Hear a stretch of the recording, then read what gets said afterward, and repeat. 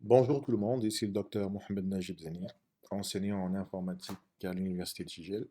Aujourd'hui, je vais présenter le deuxième cours du module Économie numérique et veille stratégique à destination des étudiants de L3 de l'Université de Gigel. Comme il a été convenu, nous allons faire ce cours 100% en distanciel, sachant que le premier cours a été fait en présentiel, mais pour garder une certaine cohérence, je vais aussi faire une version distancielle du premier cours. Lors du premier cours, nous avons vu ensemble la partie économie numérique, où il a été question des types de l'introduction, de la définition de ce qu'était l'économie numérique au XXIe siècle. Quels sont les types d'économie numérique? Quels sont les acteurs qui rentrent en jeu dans l'économie numérique? Ici, évidemment, nous sommes en train de parler des B2B, B2C, C2C, des différentes interactions qui sont possibles, J2C, J2B, etc. Évidemment, je vais vous faire un cours en distanciel pour cette partie-là aussi, si jamais vous avez besoin de vous rappeler certaines notions. Nous avons aussi vu ensemble les technologies les plus modernes en ce qui concerne l'économie numérique, enfin moderne plus ou moins, elle date quand même de plusieurs années maintenant.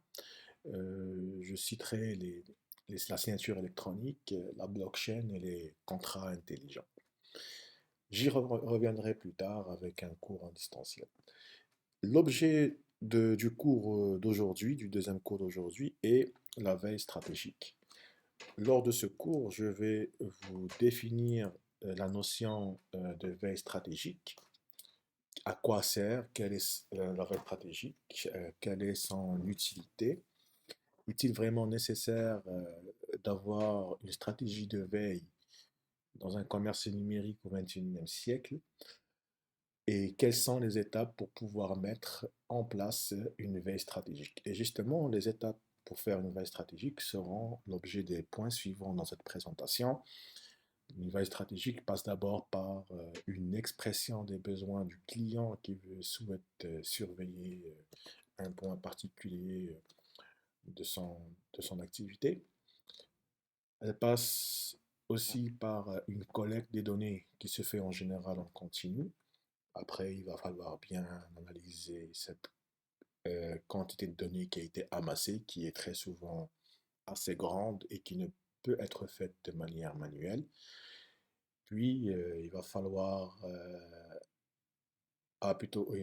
collecter les données, après les analyser, je m'excuse, analyser ces données. Lors de ce cours, nous allons voir comment est-ce qu'on peut analyser ces données. Puis, une fois que nous avons synthétisé une certaine conclusion du traitement de ces données, il va falloir évidemment les diffuser à qui de droit, aux clients qui les ont demandés. Puis, je finirai par une conclusion générale de ce cours.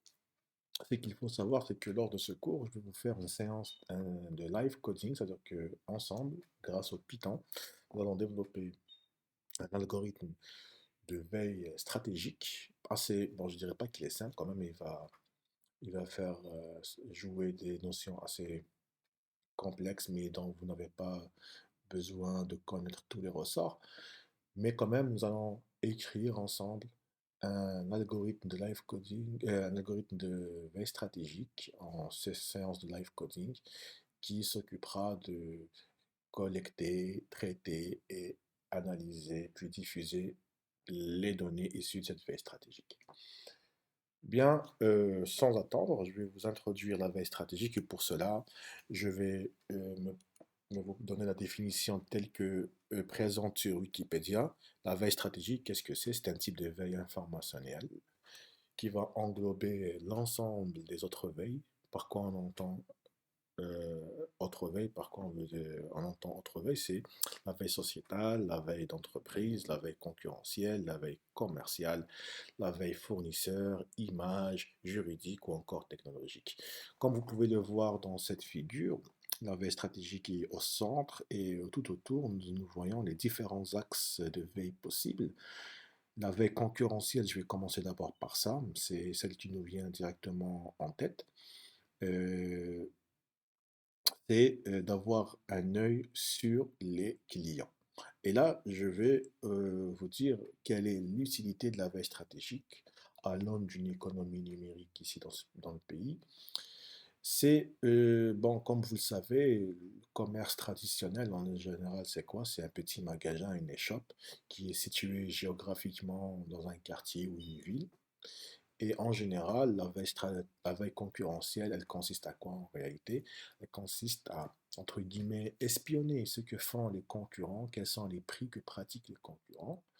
Et la loi du marché va imposer à vous imposer à vous, autant que commerçant traditionnel, à vous aligner sur les prix de vos concurrents, à ne pas faire trop cher, plus cher qu'eux, parce que sinon, évidemment, les clients vont aller chez votre concurrent. Et donc, pour toujours rester aligné à vos concurrents, il faut les surveiller. Et traditionnellement, on fait ça comment? C'est par le bouche à oreille, par les copains, les cousins qui vont voir chez les autres quels sont les prix pratiqués. Et à vous de vous adapter, soit en améliorant la qualité en gardant un prix un peu plus cher, ou alors carrément sacrifier un peu de votre marge pour rester aligné au niveau de vos concurrents. Ça, c'est la veille concurrentielle qui se fait depuis la nuit des temps dans le cadre d'un commerce physique traditionnel. Mais comme vous le savez, aujourd'hui, les commerces tendent à devenir numériques et dématérialisés. C'est-à-dire que si on prend le site Jumia, par exemple, lorsqu'on veut connaître quels sont les prix pratiqués pour leurs produits, il n'y a pas réellement de magasin physique dans lequel aller espionner. Parce que tout simplement, Jumia n'a pas de showroom, n'a pas de réseau de vente direct. Elle préfère passer par une logistique d'entrepôt et une logistique de livraison à domicile. Et l'unique manière de connaître les tarifs pratiqués par cette entreprise serait d'aller voir les tarifs sur son site web. Évidemment, surveiller comme cela les prix d'un concurrent sur Internet nécessite un peu d'algorithmique.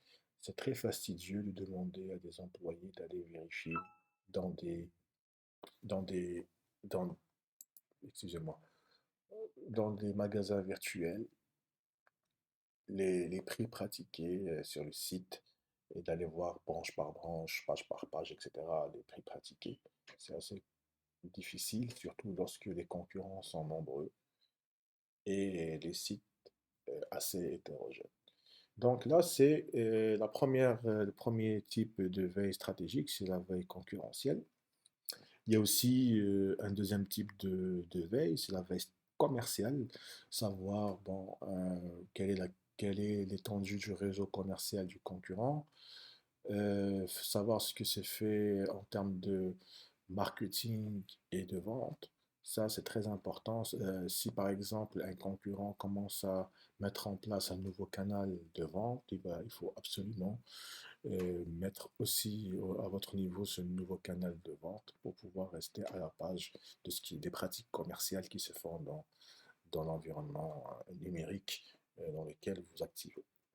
Il y a aussi un aspect juridique et fiscal. Ce qu'il faut savoir, c'est que les, les, les lois changent et changent assez souvent.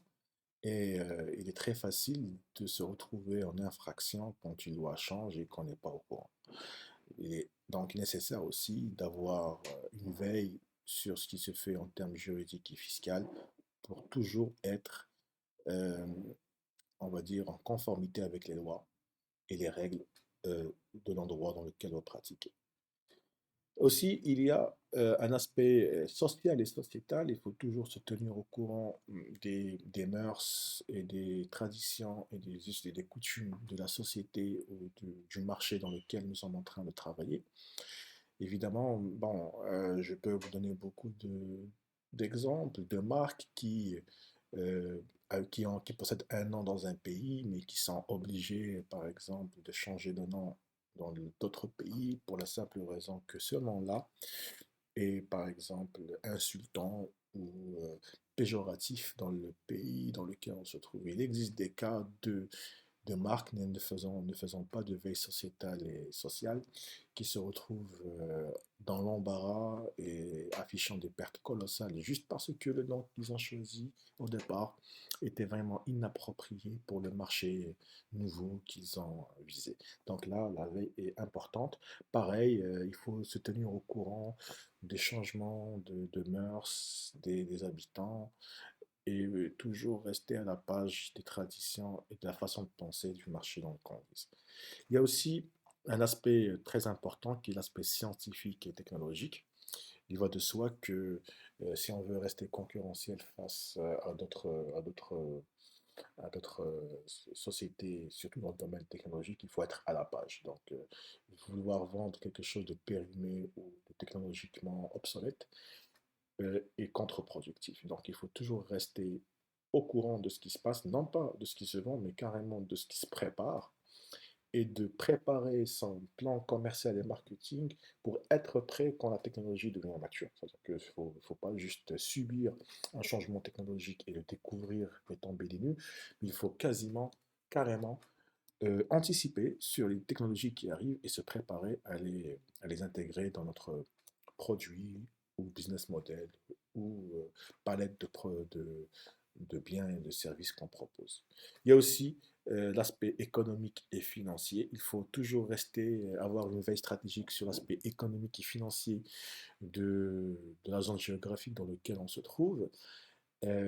Par exemple, je vous donne un exemple, une entreprise qui vendrait des produits de luxe doit être au courant des crises financières qui passent par les endroits dans lesquels elle est active et évidemment, elle doit trouver des manières de s'adapter par rapport aux revenus nouveaux et aux capacités financières des clients qui seraient impactés par une crise et savoir faire des soldes au moment qu'il faut, des réductions au moment qu'il faut pour continuer à vendre et même s'il faut pour cela rogner beaucoup sur les marges. Donc, vous voyez bien qu'une entreprise, si elle veut réussir au 21e siècle, surtout si elle veut être numérique et présente sur Internet, il est absolument nécessaire et primordial qu'elle surveille ce qui se passe autour d'elle en termes de concurrence, de commerce, de société, de technologie, de finance et de fiscalité et de loi.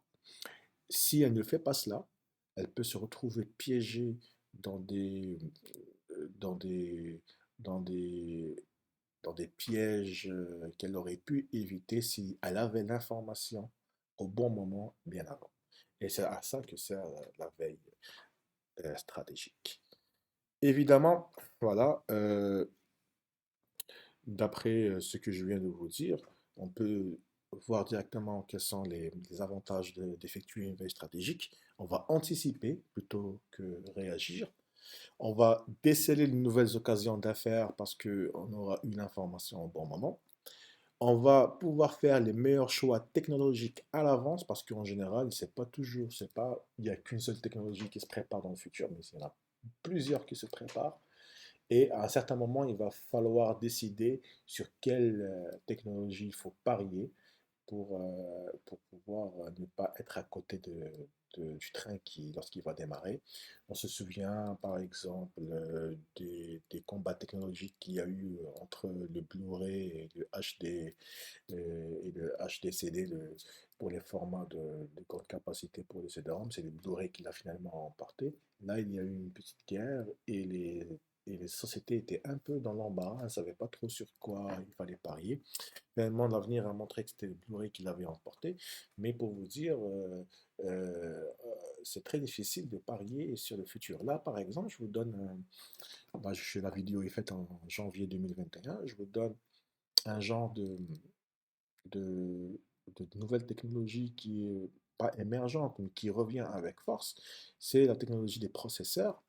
Maintenant, beaucoup de programmeurs de logiciels et de systèmes d'exploitation qui ont toujours compilé leur logiciel vers des architectures Intel en x86 voient arriver avec la puce M1 d'Apple la renaissance du ARM et du jeu d'instruction ARM.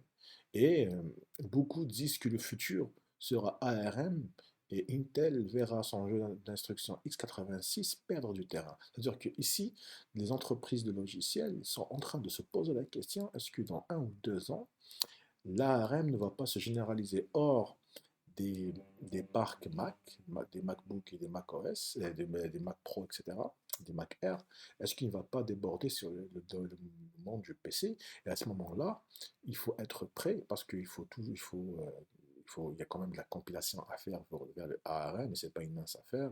C'est de la logistique en interne, c'est des équipes qui doivent optimiser, etc. Là, il y a un pari, un choix à faire. Doit-on parier sur l'ARM? Là, c'est toujours un point d'interrogation à la date où je fais cette vidéo.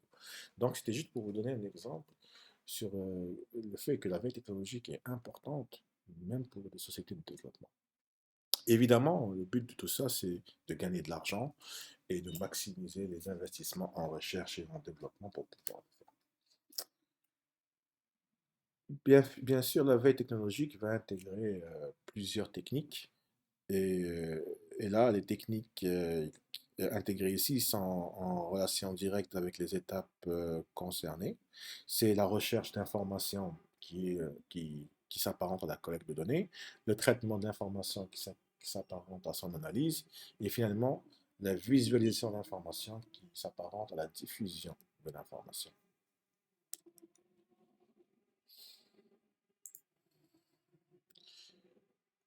La veille est de nature itérative et prospective afin d'anticiper les changements dans l'environnement de l'organisation et d'éviter des événements indésirables. Qu'est-ce que ça veut dire? Ça veut dire qu'en réalité, on ne fait pas la veille stratégique comme étant une opération unique à faire une seule fois. En fait, la veille stratégique, comme toute surveillance, doit se faire de manière intégrée et continue dans le temps.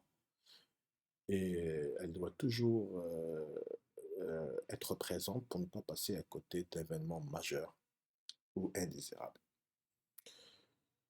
Je vais vous parler un peu du cycle de vie qui revient à chaque fois lors de mon discours. C'est évidemment les quatre phases principales. C'est l'expression des besoins, c'est le client qui va entre toutes les, tous les axes de veille possibles, va choisir un de ces axes parce que je vais vous être franc avec vous, ça va être très compliqué de surveiller tous ces axes en même temps. En réalité, chacun de ces axes va faire l'objet d'un logiciel ou algorithme bien spécifique.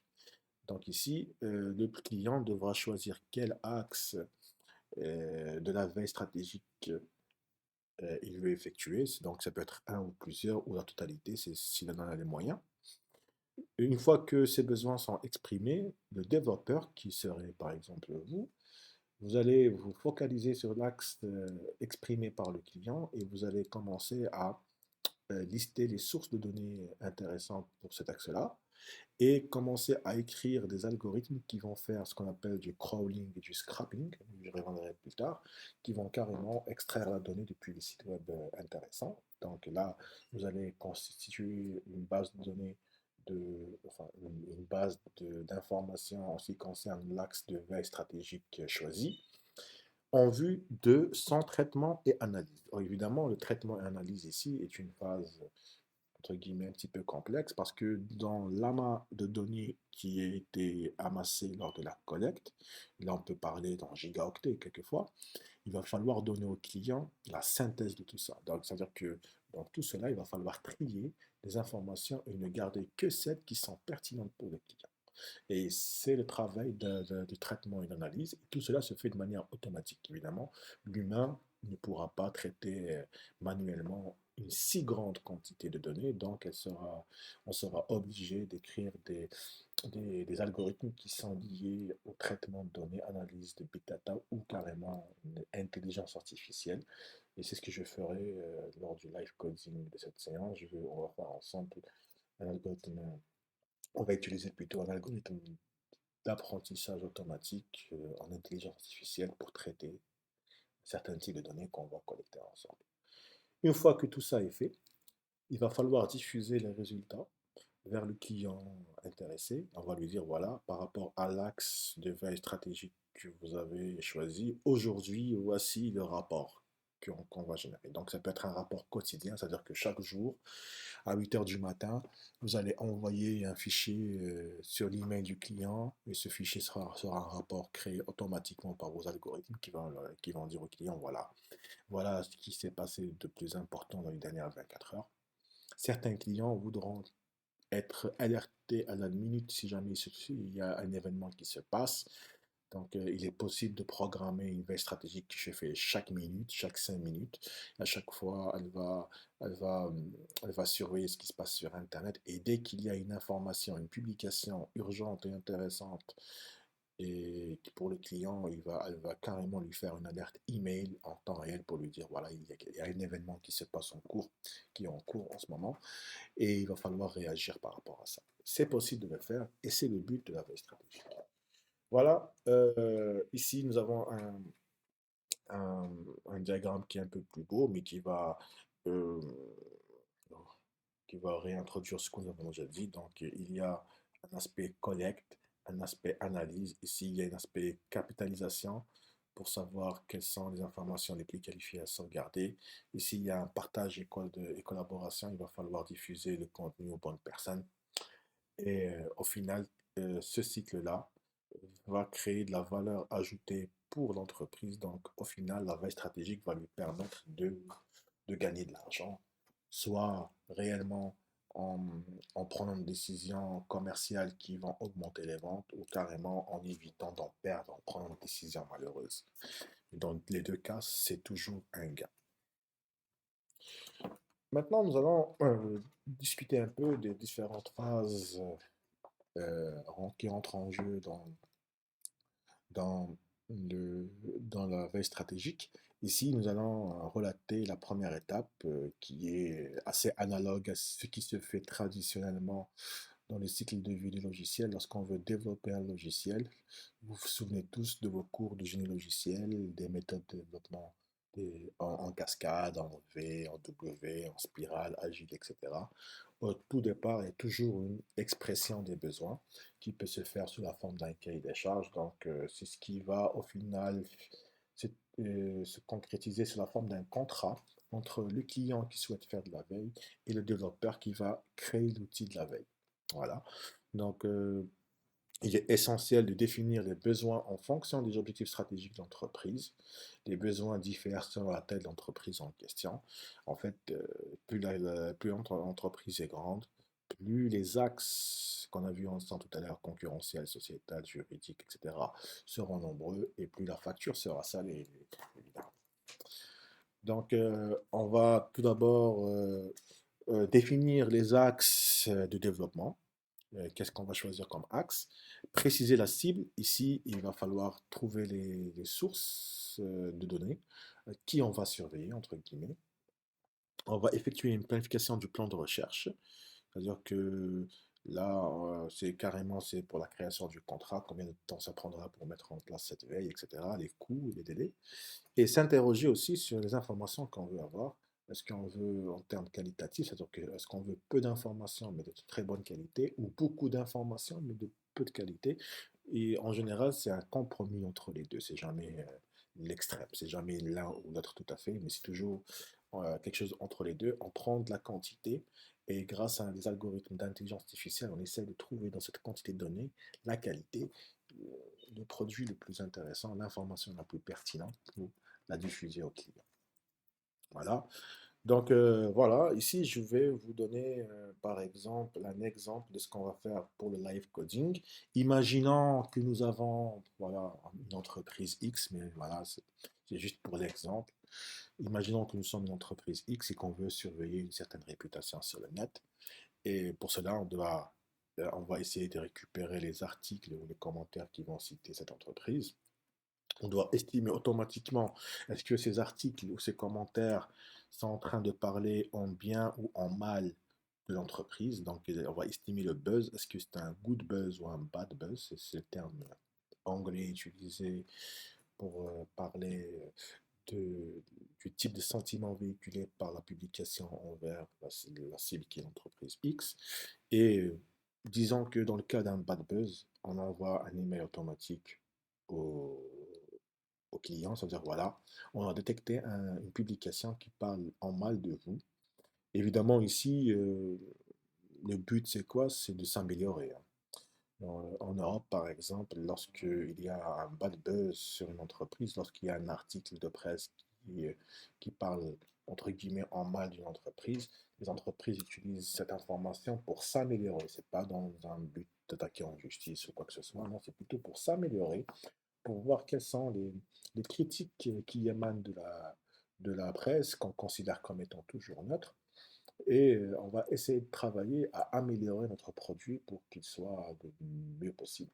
On peut par exemple imaginer que nous sommes un hôtel, que nous avons un hôtel par exemple, et que on veuille voir, surveiller les commentaires des gens qui passent par notre hôtel dans différents sites, TripAdvisor ou Booking ou autres, et on va régler l'algorithme de manière à ce qu'il nous envoie automatiquement une mauvaise critique dans le but non pas d'attaquer le client en justice, ça sert absolument à rien, c'est inefficace et c'est le droit le plus absolu du client de ne pas être content, mais dans le but de voir quel point du service n'a pas été à la hauteur d'un point de vue du client afin de l'améliorer. Et c'est par rapidement et amélioration successive que et grâce au feedback du client, des clients, que l'hôtel pourra s'améliorer. Par exemple, si demain l'utilisateur dit oui, tout a été bien sauf le petit déjeuner, voilà, le petit déjeuner ne m'a pas plu, il n'est pas très varié, il n'est pas très riche, j'avais faim à 8 heures. Là, l'hôtel pourrait, par exemple, en prenant ce commentaire qui arriverait automatiquement dans l'email de l'hôtel parce qu'il y a un système de veille stratégique qui surveille, prendre les mesures nécessaires pour améliorer les petits déjeuners, pour ne plus avoir ce genre de commentaires dans le futur. Voilà. Très bien. Maintenant, on va commencer par la collecte de données. Et c'est ici qu'on va commencer notre live coding. Donc ici, une entreprise va procéder à la recherche minutieuse concernant le choix de leurs sources d'information. En général, c'est quoi? C'est les sites internet, les journaux en ligne, les publications sur les réseaux sociaux, les journaux spécialisés, les mailing lists, etc. Donc ce sera ça notre matière de départ pour pouvoir chercher à l'intérieur les informations les plus importantes qui concernent notre entreprise. Et nous, ici, on va essayer de voir un exemple de comment on va faire pour surveiller un certain axe dans un certain journal. OK? Donc, ce qu'on va faire, c'est que on va, par exemple, prendre un journal, Al-Watan, par exemple, alwatan.com.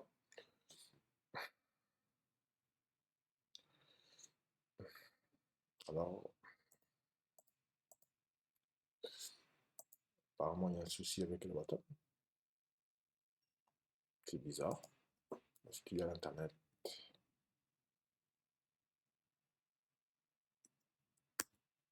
Oui, donc il y a un souci avec le journal, apparemment. Bah, allez, on peut prendre un autre journal, c'est pas un problème. Voilà, on va prendre Liberté, par exemple.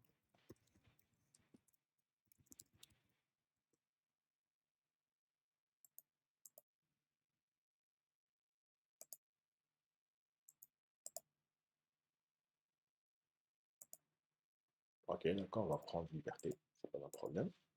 Voilà. Par exemple, voici le journal Liberté. Voici la première page du journal Liberté. Elle va contenir des pages, etc. Nous, ce qui va nous intéresser ici, c'est d'étudier comment fonctionne le journal Liberté. Par exemple, on va essayer de voir à la une la page des actualités. Voilà, on va essayer de voir la page des actualités. En général, la page d'actualité, elle va contenir tous les articles qui sortent les uns après les autres au niveau du journal. Et on pourra faire une recherche à l'intérieur de ces articles pour essayer de trouver, pour essayer de voir est-ce qu'il n'y a pas un sujet qui concerne une société qui apparaît.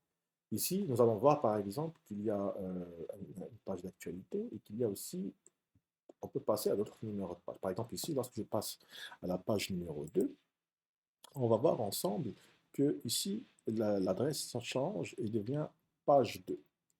Même chose, je suis certain que si je passe à la page 3, qu'est-ce qu'il va y avoir? Il va juste y avoir le numéro de page ici qui change. Donc, je peux mettre la page ici 33 et je vais obtenir la 33e page. Donc, on est déjà dans le 22 décembre.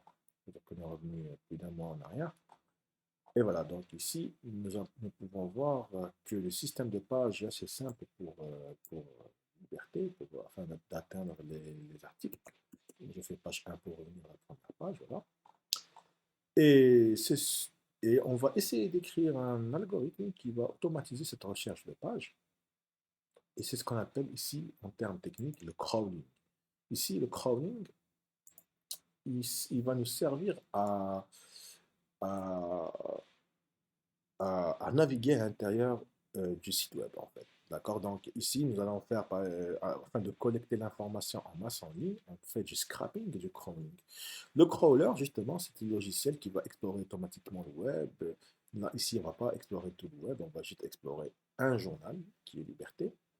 Et il est généralement conçu pour collecter les ressources, pages web, images, vidéos, etc., afin de permettre à un moteur de recherche de les indexer. Ici, donc, nous avons vu que pour Liberté, il y a juste une URL avec un numéro de page. Il faut juste changer le numéro de page pour avoir de nouveaux articles qui s'affichent. C'est très simple à faire. Donc, le crawler ici sera extrêmement simple à faire.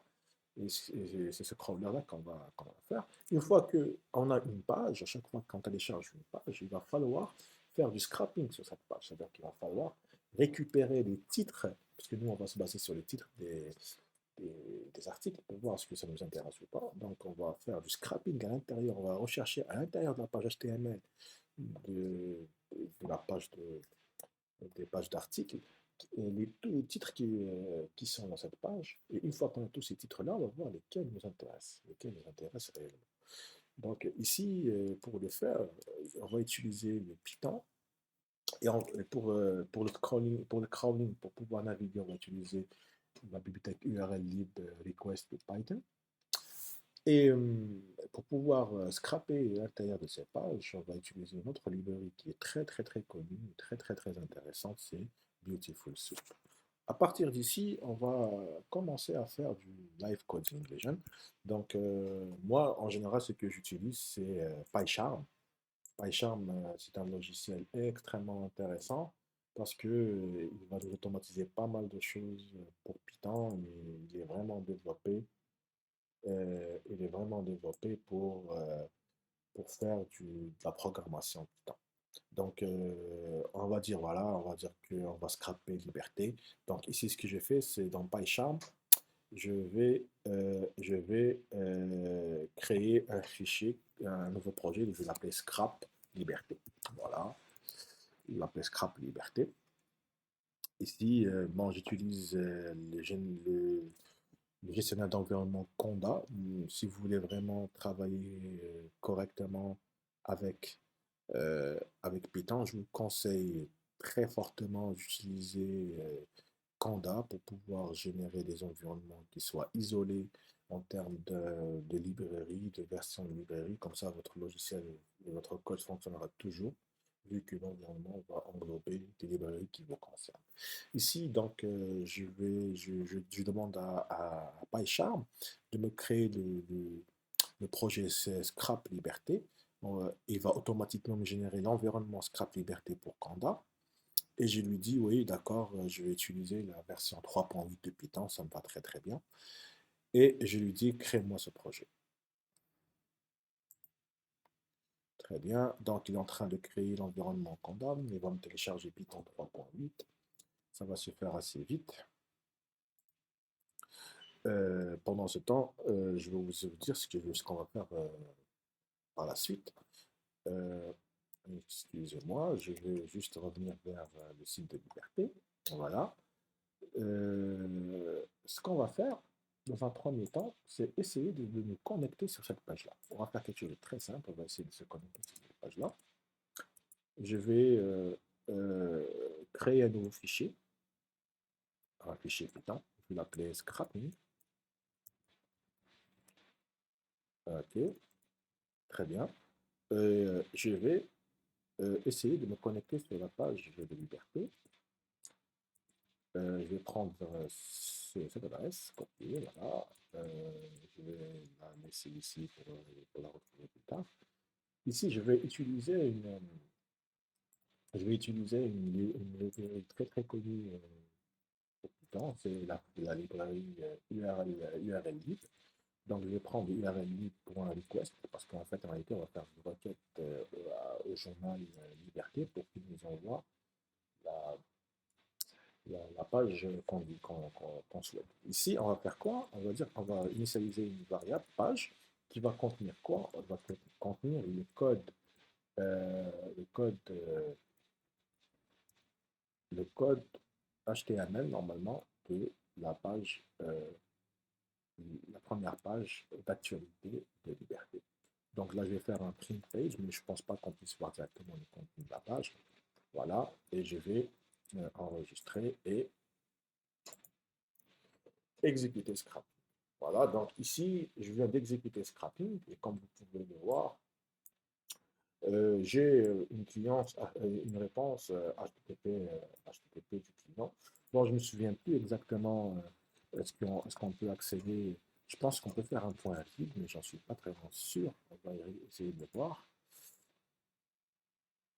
Voilà, oui, on peut faire un point vide. Et ici, vous pouvez voir directement qu'il y a du texte, enfin, il y a de l'HTML à l'intérieur de la page.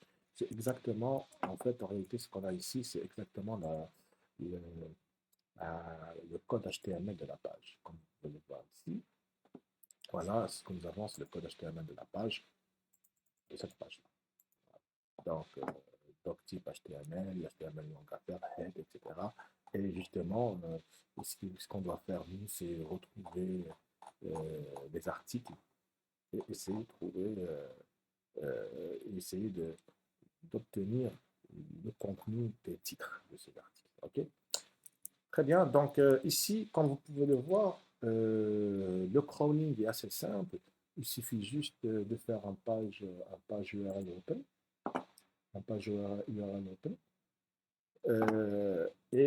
Quand tu fais le point read, tu as le code HTML. Ici, je pourrais très bien créer une petite boucle for i in range, par exemple 10, et je peux carrément crawler différentes pages. Ici, au lieu de dire, bon, je vais dire, commencer par la page 1 jusqu'à la page 9, en réalité.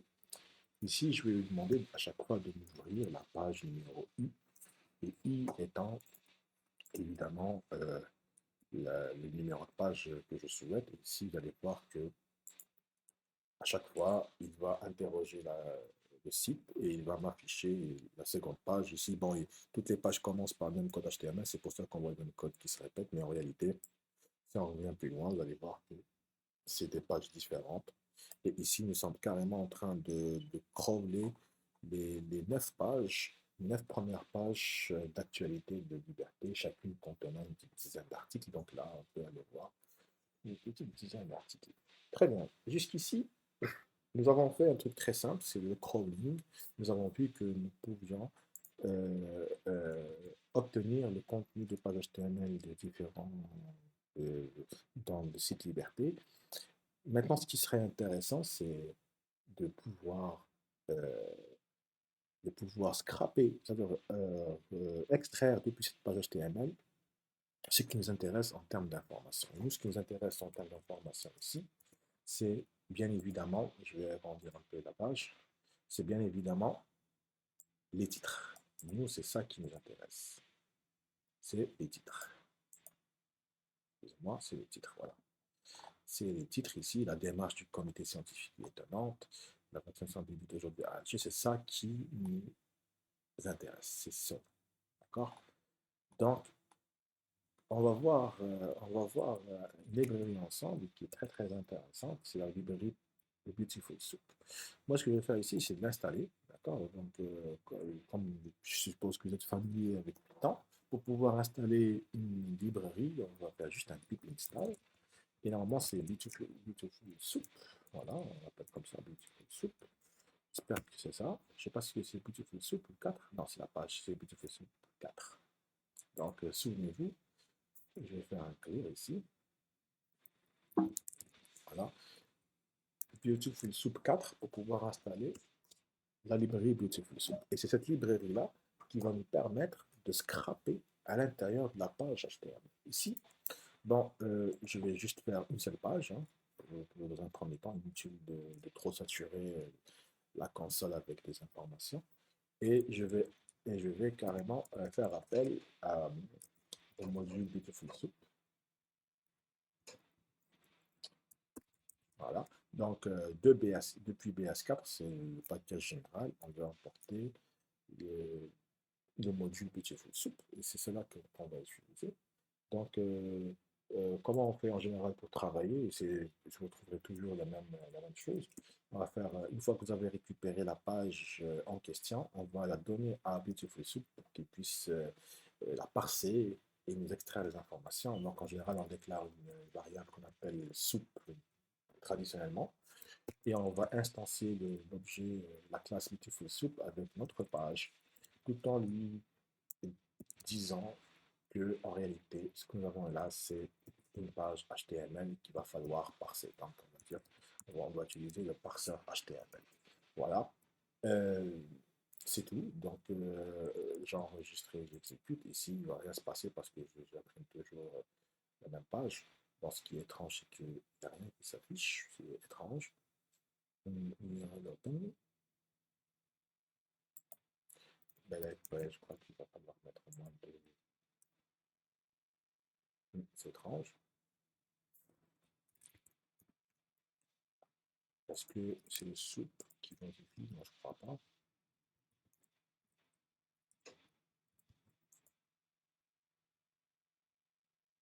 Ok, ça remarche. Ok, d'accord, ça va fonctionner. Très bien, très bien.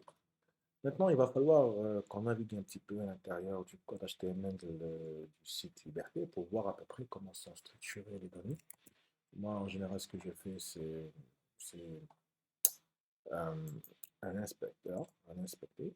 Je vais inspecter l'élément et pour voir à peu près comment ça se passe. D'après ce que je vois, les, les, les, les, les articles sont structurés sous la forme d'une liste, dans une grande liste, au nom tab post-list. Ok, donc nous, ce qui va nous intéresser, en réalité, cette, c'est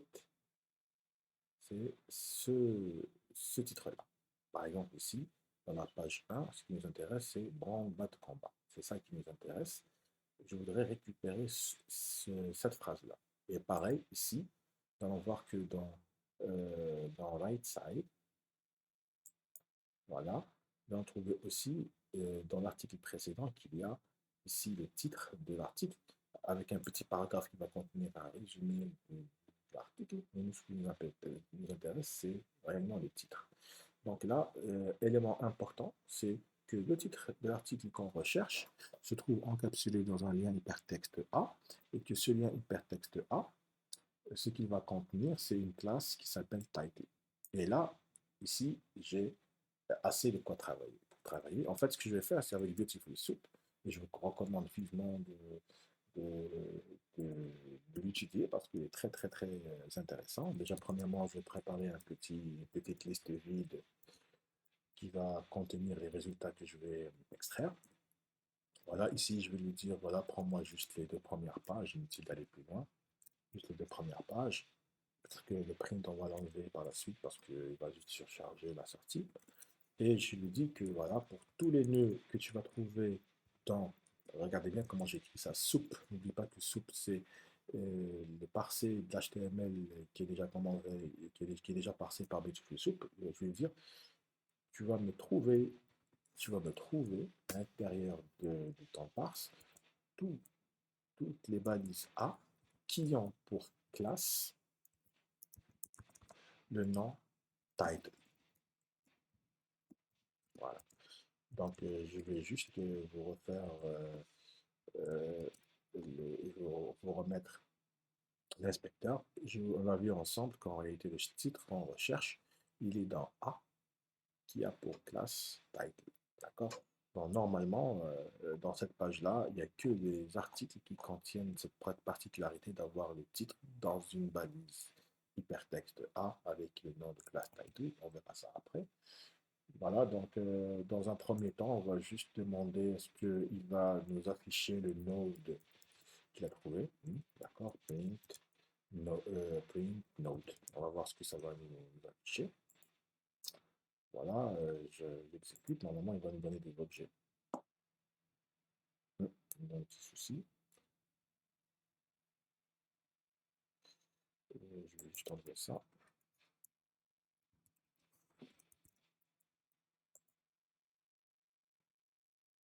Très bien. Regardez le résultat.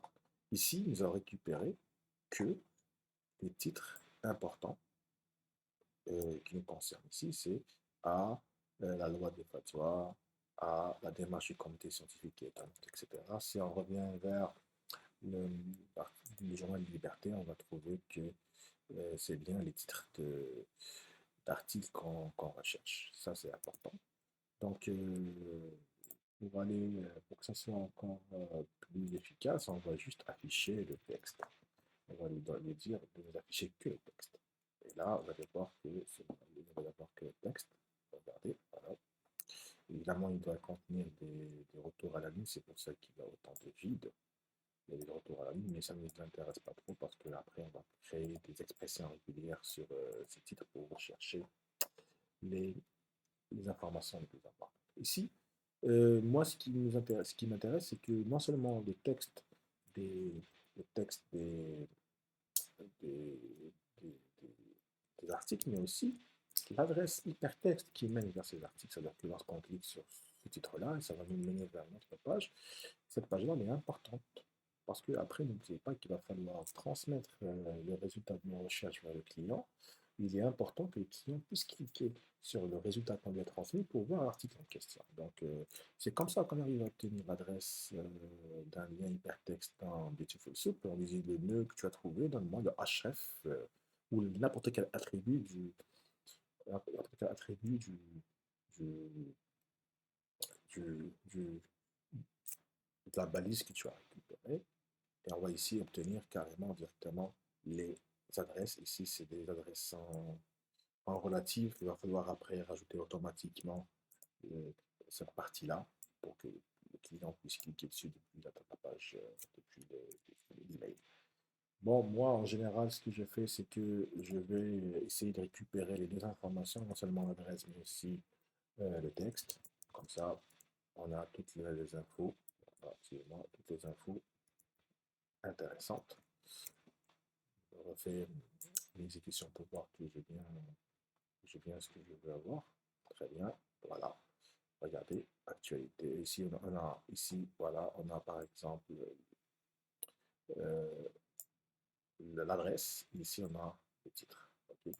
Bon, ça, les NTT, c'est juste des tables et des retours à la ligne. Ça ne nous intéresse pas trop parce que, comme je vous l'ai dit, nous, ce qui nous intéresse, c'est d'effectuer par la suite une expression régulière sur, ces articles. D'accord?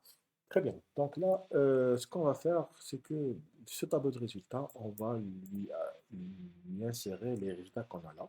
Donc, on va faire results.append. Comme ça, on va concaténer l'adresse et le texte dans la table des résultats.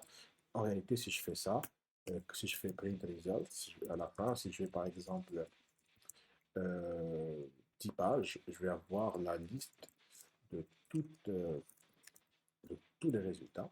Donc, on va exécuter. Ça va prendre un petit peu de temps pour récupérer les 10 pages. Mais au final, lorsqu'on va faire le print results, on va voir tous les articles avec l'adresse URL pour accéder à l'article et aussi le texte de l'article en question. Donc voilà, voici notre liste de listes. Donc voici le premier élément, le deuxième, le troisième, etc., etc., etc. Jusqu'à jusqu'à jusqu'à la fin. Voilà.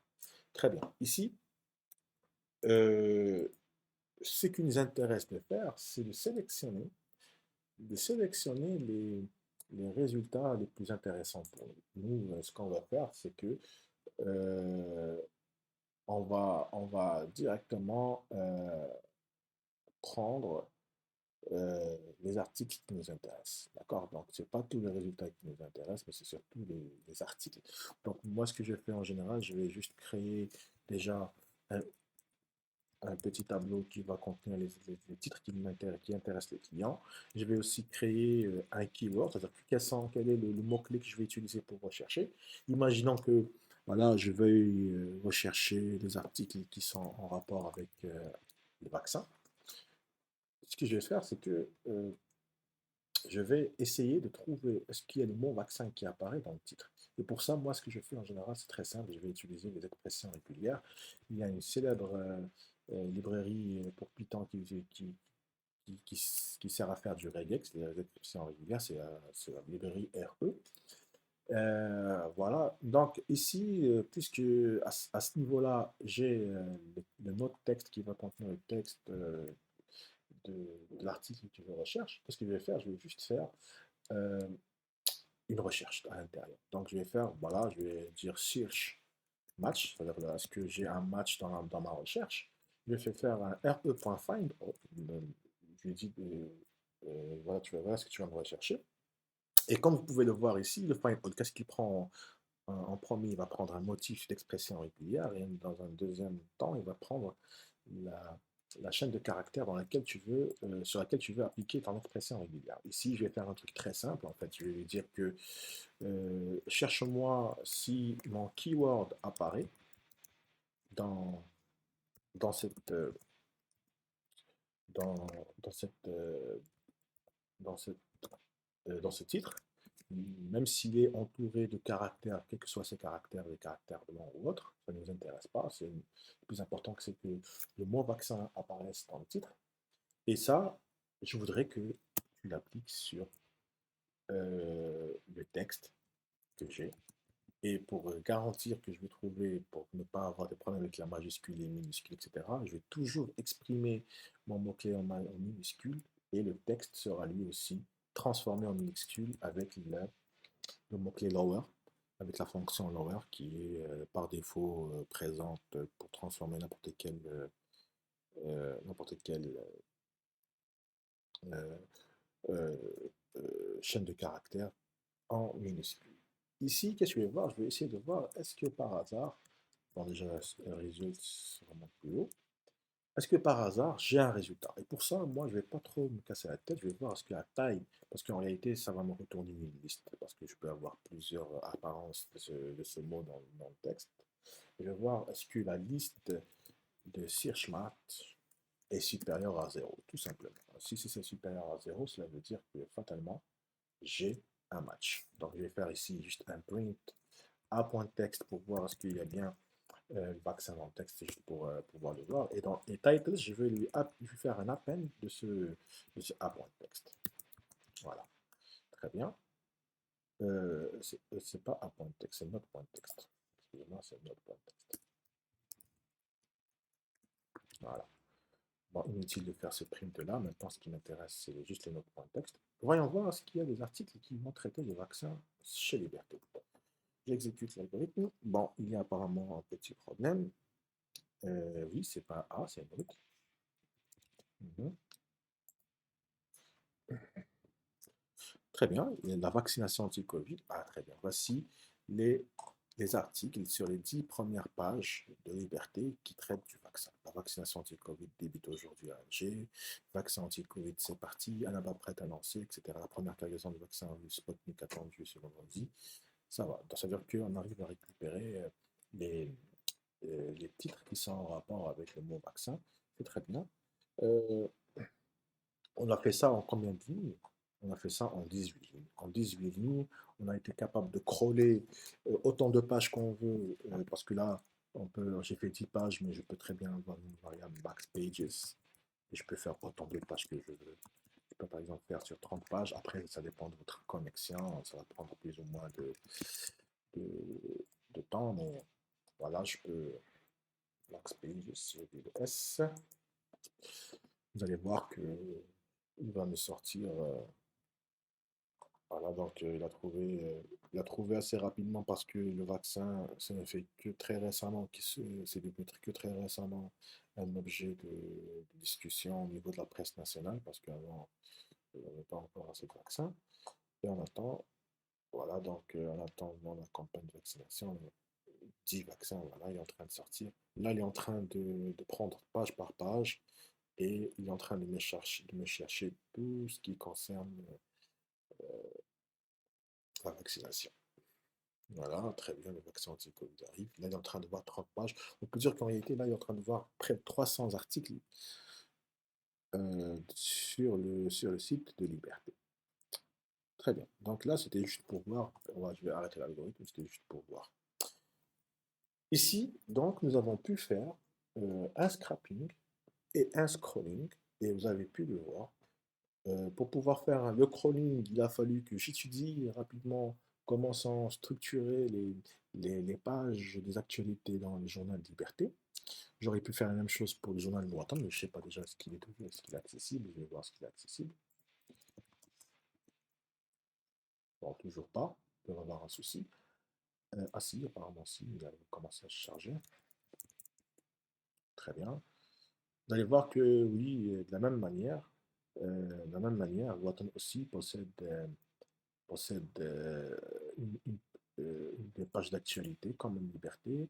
Voilà, ici, voilà, actualité. On va remarquer que ici, il y a une page d'actualité. Si on descend plus bas, voilà, on peut aller vers les articles plus anciens. Et ici, il y a page 2, on peut aller page 3, page 4, page 5. Donc, c'est un même système de crawling. Et il va falloir après étudier comment sont structurés les articles de Watan pour pouvoir extraire ça correctement avec Beautiful Soup. Ici, par exemple, il y a un lien hypertexte, mais ce lien hypertexte de, ne contient pas de classe. Possiblement, on serait obligé de prendre le H3, rechercher les H3 avec title 14, et à l'intérieur du H3 avec title 14, on rechercherait le texte du lien A. Sûrement qu'on serait obligé de faire ça, et ça marcherait très très bien. Donc, le souci avec la veille stratégique, c'est que lorsqu'elle n'est pas intelligente, je ne connais pas encore d'exemple de veille stratégique intelligente à 100% sauf pour celle de Google, c'est qu'on est obligé à chaque fois de vérifier que les sites ne changent pas. C'est-à-dire que si demain Watan décide de changer sa interface et que les articles changent de position dans le DOM HTML des pages, forcément ici, on sera obligé de rechanger ce qu'il y a comme recherche Beautiful Soup à l'intérieur de notre algorithme. Sûrement que ici, ça va changer un petit peu. Voilà. Et ici, nous n'avons fait que pour liberté, mais un vrai système de veille stratégique, on aurait eu déjà un algorithme sous forme un algorithme sous forme euh,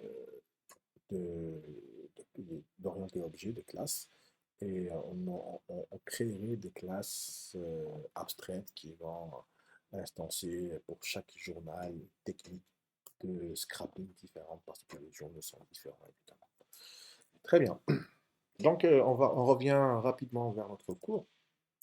Ici, nous avons vu ensemble qu'il était assez facile de crawler, de scraper avec Google, avec Python.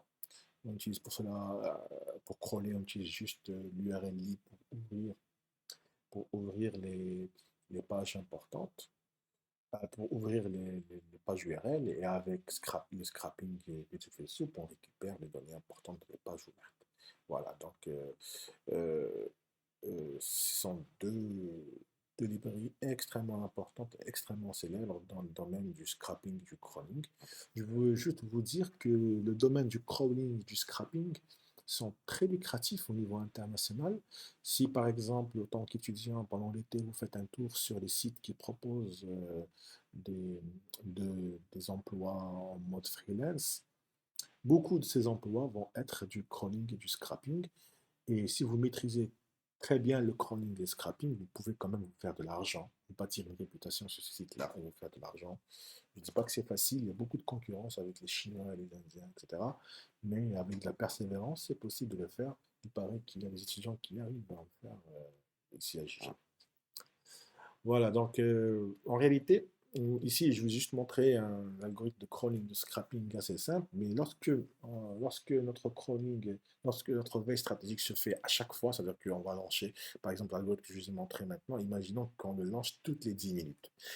Il va falloir se souvenir des articles qu'on a déjà traités pour ne pas les retraiter à chaque fois. Ici, on serait obligé de créer des fils. Une file que j'ai appelée C ici pour les pages que j'ai crawlées et, et une autre file S qui va contenir les pages que j'ai stockées. Ici, pourquoi? C'est pour lorsque, par exemple, vous avez scrappé aujourd'hui, à ce moment T, disons à 15 heures, vous avez commencé à scraper les articles d'un certain journal. Si vous voulez faire un autre scrap à 16 heures et qu'il n'y a eu que 4 nouveaux articles qui sont sortis, il est inutile de revoir les 200 articles précédents parce que vous avez déjà fait les 196 articles précédents.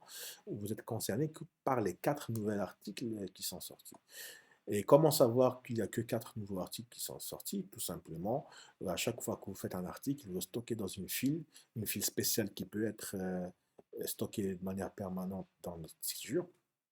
Et à chaque fois que vous avez un nouvel article qui sort, vous vérifiez est-ce qu'il est présent dans la file. S'il n'est pas présent, vous continuez votre recherche. Et dès que vous avez un article qui est présent dans la file, vous arrêtez votre recherche. Cela veut dire que vous êtes arrivé au sommet de la file précédente. Et en fait, c'est pas, ouais, c'est une file, c'est pas une pile, c'est une file. À chaque fois que vous trouvez un article, vous rajoutez l'article dans la file pour pouvoir arrêter l'algorithme dans le futur. Ça, c'est pour ceux que vous avez visités. Et ce que vous avez trouvé intéressant, vous pouvez très bien créer une file S pour les stocker. Donc, quel est, euh, quel est l'algorithme général? Donc, si on prend la page actuelle lors du crawling, on va récupérer tous les liens intéressants qui sont dans notre cas les titres, les stocker dans une file C, pas tous les liens intéressants, tous les liens. On les stocke dans une file C. Et pour chaque mention d'entreprise X dans un lien, on va la stocker dans une file S. Une fois que c'est terminé, on prend une nouvelle page et on refait à zéro. Et jusqu'à ce qu'on arrive à une adresse ou à un lien qu'on a déjà visité avant. À ce moment-là, on arrête l'algorithme et on sort. Et après 1 heure, on peut avoir des logiciels comme Chrome. Il va relancer votre script Python. Il va refaire la même chose. Il va revoir les liens jusqu'à retrouver un lien qui est déjà présent dans la liste, dans la file. Ça veut dire que c'est bon, on est arrivé vers la liste de ceux qui ont déjà été faits par le passé et on arrête et on ressort. C'est à peu près ça, le logiciel, enfin, l'algorithme classique de veille stratégique qui contient du crawling et du scrapping. Très bien. Maintenant, on va s'intéresser à un morceau intéressant de la veille stratégique, c'est le traitement et analyse. Moi, ce qui m'intéresse ici, c'est de savoir là, est-ce que le titre en question est positif ou négatif. Nous, ici, on a pris un truc assez simple, on a juste pris le titre. En réalité, on devrait prendre le texte en entier, mais puisque voilà, on n'a pas trop le temps de faire tout ça, on va juste prendre le titre, même si les résultats ne vont pas être fameux. Mais moi, ici, ce que je voudrais vous montrer, c'est comment faire pour traiter et analyser ces données. Donc, une fois qu'on a collecter les données. Donc, dans notre cas, nous, on aurait les données dans la file titre. Donc, je reviens rapidement vers le code. Je reviens rapidement vers le code. Vous allez voir que voilà, pour rappel, on a créé une liste titre, titles, et dès qu'on retrouve un nœud qui contient les keywords, le mot-clé vaccin, ici par exemple, on le stocke dans la liste titre. C'est-à-dire que la liste titles va être ma base de traitement. Donc, c'est ma file S en réalité. Voilà, c'est ma file S. Donc, on va faire quoi? On va essayer d'analyser toutes les informations qui sont présentes dans la file S. Donc, comment faire pour faire ça? Dans notre cas à nous, je ne vais pas trop rentrer dans le détail parce que c'est des algorithmes qui font partie du domaine de l'intelligence artificielle. Et l'intelligence artificielle n'est pas réellement euh, demandée de vous en L3, donc vous allez voir ça en M1 et M2 pour ceux qui vont choisir les filières adéquates. Mais toujours est-il qu'on va essayer d'avoir recours à une technique d'intelligence artificielle assez rapidement pour voir à quel point Python est puissant pour utiliser des algorithmes extrêmement complexes, entre guillemets, pas extrêmement, on va dire que difficiles à maîtriser, mais quand même exploitable. C'est-à-dire qu'on peut les utiliser sans même comprendre exactement comment ça fonctionne. Ça marche quand même. Donc ici, ce qu'on va faire, c'est essayer de faire de l'analyse de sentiments. Ça veut dire quoi? Ça veut dire qu'on va prendre le titre et on va voir est-ce que ce titre-là, est-ce qu'il inspire une publication positive ou est-ce qu'il inspire une publication négative. Et pour cela, il y a différentes techniques. Les techniques les plus simples et les plus anciennes, c'est Bayes naïve. C'est une approche probabiliste. En fait, Bayes naïve, qu'est-ce qu'il va faire? Pour tous les mots du dictionnaire en langue française, tu as des mots qui sont plus reliés à des choses bien qu'à des choses mauvaises. Par exemple, le mot bonne ou bon, ils sont plus liés à une catégorie de bonnes nouvelles qu'une catégorie de mauvaises nouvelles. Pareil, il y a des mots qui sont systématiquement liés à la catégorie des mauvaises nouvelles, par exemple le mot décès, mort, perte, crise, pandémie, ça, ce sont des mots qui sont plutôt liés à de mauvaises nouvelles. Ce que va faire Bayes, c'est qu'il va calculer des probabilités d'appartenance de tous les mots du dictionnaire français vers ces classes. C'est-à-dire que pour le mot bon, il va te dire qu'il y a 98% de chances qu'il appartienne à la classe des bonnes nouvelles et seulement 2% de chances qu'il appartienne à la classe des mauvaises nouvelles. Le mot perte, il va te dire qu'il y a 20% de chances qu'il appartienne à la classe des bonnes nouvelles et 80% de chances qu'il appartienne à la classe des mauvaises nouvelles.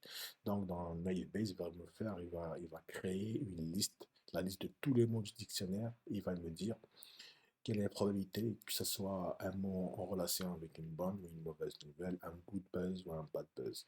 Après, qu'est-ce qu'on fait? En fait, qu'est-ce qu'on fait? On prend un texte, on prend un titre, par exemple, euh, Décès du grand chanteur. Ici, on va calculer les probabilités d'appartenir à une bonne classe ou à une mauvaise classe. Donc, qu'est-ce qu'on va faire pour voir est-ce que le titre en entier appartient à une bonne classe ou appartient à une mauvaise classe? On va prendre le mot qu'il contient et on va prendre les probabilités de ces mots qu'ils appartiennent à la bonne classe. Et on va faire le produit entre, on va prendre le produit, la probabilité du mot que le mot DC appartienne à la bonne classe. On va multiplier par la probabilité du mot du qui appartienne à la bonne classe. On va multiplier par la probabilité du mot grand qui appartiennent à la bonne classe. On va les multiplier par la probabilité du mot chanteur qui appartient à la bonne classe. Et là, en faisant ce produit, on va avoir la probabilité que le titre en entier appartienne à la bonne classe. Et on fait la même chose pour la mauvaise classe. On prend la probabilité que le mot décès appartienne à la mauvaise classe, multiplié par la probabilité que le mot du appartienne à la mauvaise classe, etc. jusqu'au mot chanteur. Et en faisant ce produit, on va avoir une deuxième probabilité, celle que le titre en entier appartienne à la mauvaise classe. Et selon quelle est la probabilité qui est la plus grande, on va décider est-ce que c'est une bonne ou une mauvaise nouvelle. Ici, la difficulté, vous l'avez deviné, c'est de faire la liste des mots et des probabilités que les mots appartiennent à des classes. C'est ce qu'on appelle le processus d'apprentissage. C'est difficile à mettre en place parce qu'il faut beaucoup de données, il faut beaucoup de temps d'exécution. Donc ça, c'est... Mais malgré ça, cet algorithme est le plus simple des trois entre les réseaux de neurones classiques et les deep learning. Pour les réseaux de neurones classiques, je ne vais pas trop rentrer dans le détail parce que c'est assez complexe. Ça fait jouer quelques concepts mathématiques que vous ne maîtrisez pas encore en L3. Il y a de la rétropropagation du gradient, de la minimisation d'erreurs, etc. Il y a une notion d'apprentissage. Il faut ramener un dataset sur lequel le réseau de neurones sera entraîné pour qu'il puisse classer correctement les mots dans les catégories qu'il faut. Donc, je ne vais pas rentrer dans le détail. Et l'évolution ultime de ces réseaux de neurones classiques, c'est les deep learning. Et dans et les techniques les plus modernes du deep learning pour faire cela, c'est les transformers. C'est quoi la différence entre le deep learning et un réseau de neurones classique? C'est juste que le deep learning est beaucoup plus profond en nombre de couches parce que les réseaux de neurones se présentent sous forme de couches, comme un millefeuille, hein, c'est pour dire ça plus simplement, c'est comme un millefeuille. Et c'est comme si le deep learning était un millefeuille beaucoup plus gros que le millefeuille des réseaux de neurones classiques. Et il fait intervenir des techniques encore plus ardues, il y a de la convolution, il y a il y a des techniques pour éviter l'explosion du gradient, il y a des techniques aussi utilisées pour faire de l'embedding, etc. Je ne vais pas trop rentrer. Il y a des mécanismes d'attention. Ça, c'est vraiment un morceau à part. Peut-être que vous le verrez dans le master, mais en tout cas, vous n'êtes pas obligé de comprendre. Ce que vous devez comprendre, c'est que ces trois-là, ce sont des boîtes noires, ce sont des algorithmes. On lui donne, on lui donne un texte et lui, il va nous dire est-ce que c'est un bon ou un mauvais texte. C'est tout. Maintenant, comment ça se passe à l'intérieur, vous verrez ça plus tard. Moi, ce que je vais faire avec vous aujourd'hui, c'est utiliser le deep learning avec les transformers. Et pour ça, on va utiliser un réseau déjà prêt. On ne va pas l'entraîner, on ne va rien faire. Il est déjà prêt, le réseau. Et ce réseau-là euh, s'appelle Camembert. Il s'appelle Camembert. Avant de le faire, je vais déjà commencer par l'installer. D'accord? Ce que je vais faire, je vais installer ce Camembert parce que ça prend quand même un petit peu de temps. Euh, Et ça va me prendre beaucoup de temps. Il y a plus de 500 mégas à télécharger. C'est pour cela que je vais carrément, après, euh, vous montrer un autre type de réseau que j'ai déjà préparé à l'avance. Mais voilà, je vais vous montrer comment on installe ça. On revient vers le terminal. On va installer TensorFlow. C'est la librairie qui nous permet de faire du deep learning avec Python. Et TensorFlow, ce que vous devez savoir, c'est que c'est un, c'est une librairie extrêmement importante créée par Google et qui est en concurrence avec PyTorch qui est maintenu par Facebook. Il y a une petite guerre entre Google et Facebook pour essayer d'attirer le plus de gens, plus de chercheurs vers leurs outils. En ce moment, c'est bien Google qui est en train de gagner parce que le TensorFlow de Google est le plus utilisé pour l'instant. D'accord? C'est le plus utilisé pour l'instant. Donc c'est bon, on a installé TensorFlow. TensorFlow nous permet justement de faire du deep learning, de créer des réseaux de neurones avec des couches très profondes, le fameux millefeuille qui est vraiment très très gros dont je vous ai parlé tout à l'heure. Aussi, nous allons installer une deuxième librairie. Et cette librairie-là, c'est de la haute technologie, hein, c'est pour vous dire la vérité, c'est les Transformers. Ils ne sont utilisés que depuis 2 3 ans. Et c'est ce qui se fait de mieux en termes de traitement du langage, de la traduction, etc. C'est quelque chose de très, très, très puissant. Le Transformer, c'est quelque chose de vraiment très, très, très puissant. Donc, il est en train d'installer, de télécharger. Je sais qu'il y a à peu près 400 mégas à télécharger. Donc, ça va prendre quelques minutes et je vais vous parler un petit peu de cette Transformers. Ah non, c'est bon. Apparemment parce que j'ai déjà installé avant. C'est pour ça que ça a pris moins de temps. Très bien, autant pour moi. Et ces transformers-là, en fait, ils vont utiliser une certaine notion d'attention dans l'apprentissage qui a fait que les résultats depuis 2 ans dans le type de classification et de prédiction ont explosé en termes de qualité. C'est vraiment le top du top de ce qui se fait en ce moment dans le deep learning. Je ne vais pas rentrer plus dans le détail parce que c'est un domaine à part entière. Ce qu'on va faire, c'est on va prendre l'algorithme de, de Hugging Face, qui est celui-ci. Je vais le prendre et je vais le copier, chez moi. Voilà, je vais faire ça. Je vais faire ça, je vais voir ce qui peut fonctionner directement.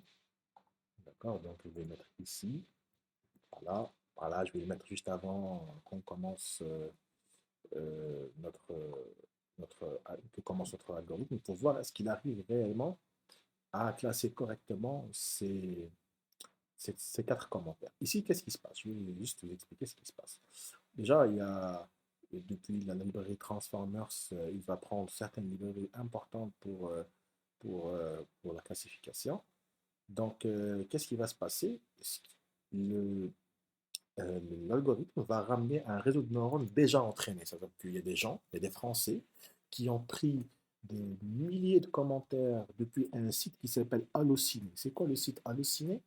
C'est un site qui permet aux gens de commenter et de noter les films. Ça veut dire que toi, tu as vu un film Tu vas dans le site de Allociné et tu peux écrire un commentaire en donnant une note. Tu dis, bon, moi ce film, je lui donne 1/5, je n'ai pas aimé, et tu écris un commentaire. Je n'ai pas aimé, il est nul, je me suis endormi, l'action est faible, les dialogues sont nuls, etc., etc.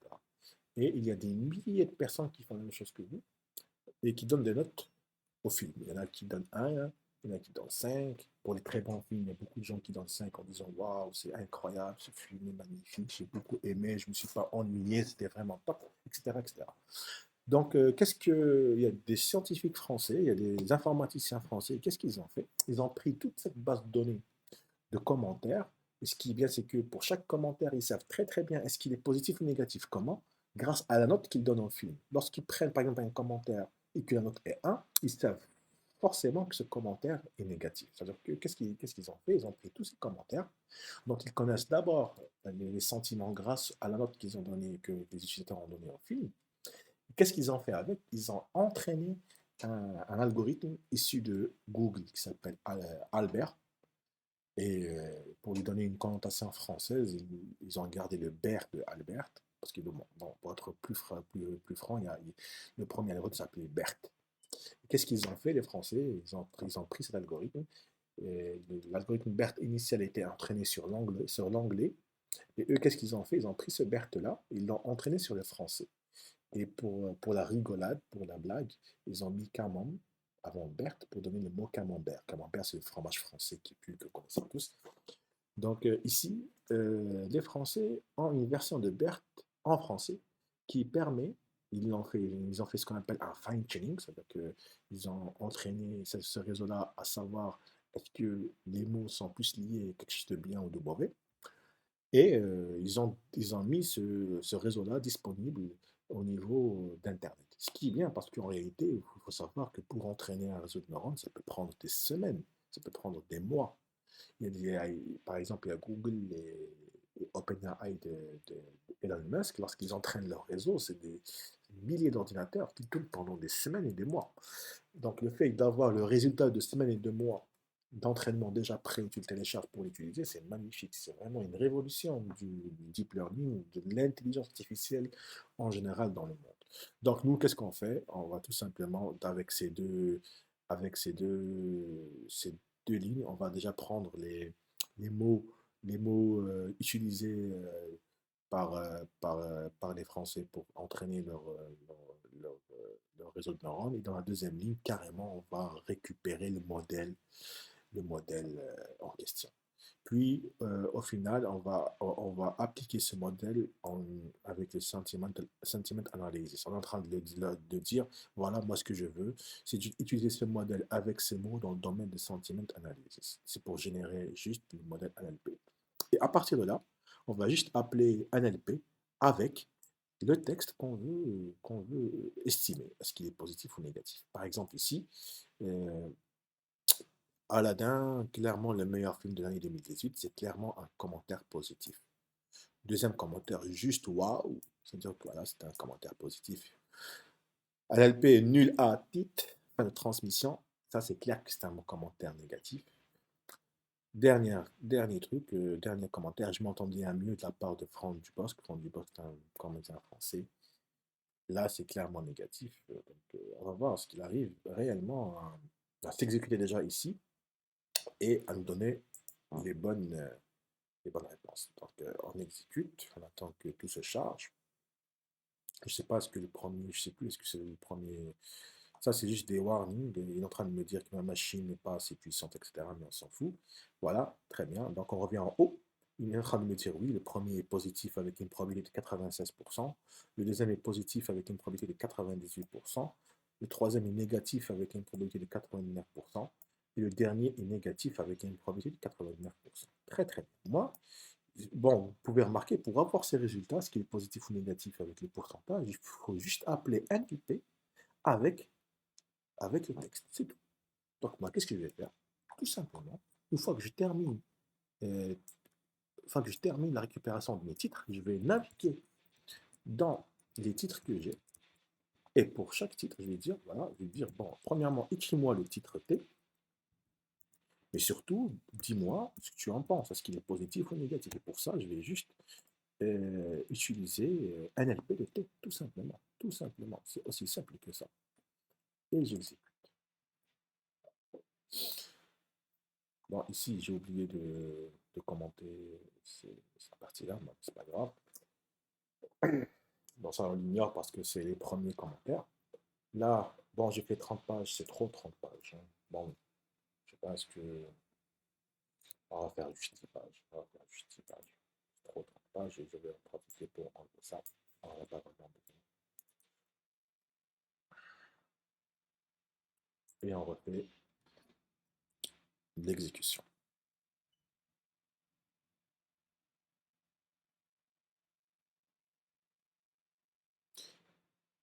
Très bien. Donc là, commence la récupération des titres.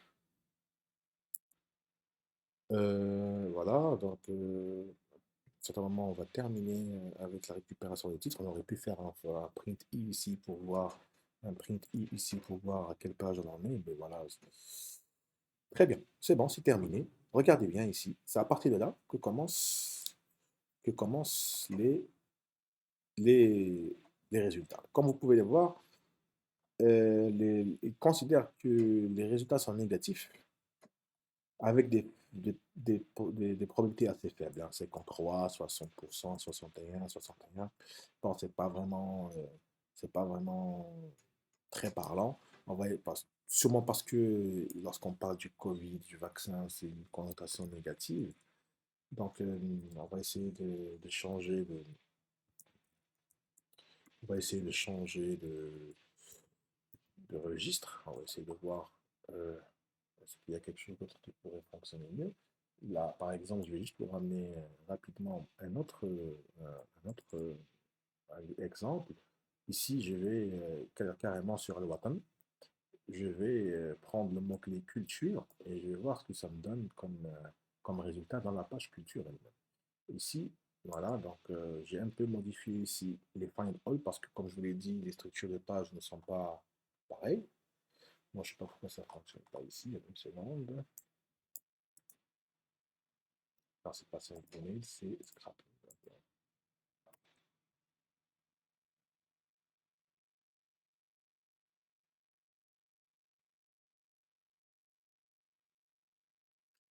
Voilà, ici, regardez. Dans la culture, nous avons le sociologue Ilyes Bouqraa, c'est éteint. Rivacher les espaces culturels, la baraka de Yennaer, etc. Très bien. Bon, ici, il y a une erreur, je ne sais pas si c'est passé, c'est pas grave. Euh, Ici, par exemple, culture, le sociologue Ilyes Bouqraa, c'est éteint. Négatif avec un score de 92%. Il est en train de dire que c'est une très mauvaise nouvelle et quelqu'un qui est mort, c'est pathologique. Ici, juste pour pouvoir voir le reste des, des résultats, je vais juste enlever ça. Et je vais. Parce qu'ici, qu'est-ce que je suis en train de dire? Je suis en train de dire, affiche-moi juste les mauvaises nouvelles avec un score de 75%. C'est ce que le client voudrait avoir. Il voudrait savoir, voilà, ils n'ont pas les bonnes nouvelles, moi ça ne m'intéresse pas. Moi, donne-moi les mauvaises nouvelles, dis-moi ce qui se passe de mauvais. C'est ça qui m'intéresse le plus. Donc ici, on va avec toujours avec le même algorithme. Voilà. Alors, apparemment, il n'y a que ce titre-là qui est assez négatif pour être sélectionné, qui a eu plus de 75%. D'accord?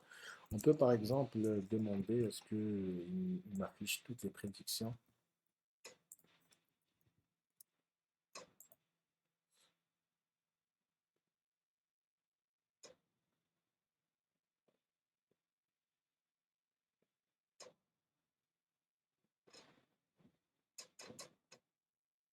Très bien, voyons ce qu'il va nous donner comme résultat. Très bien.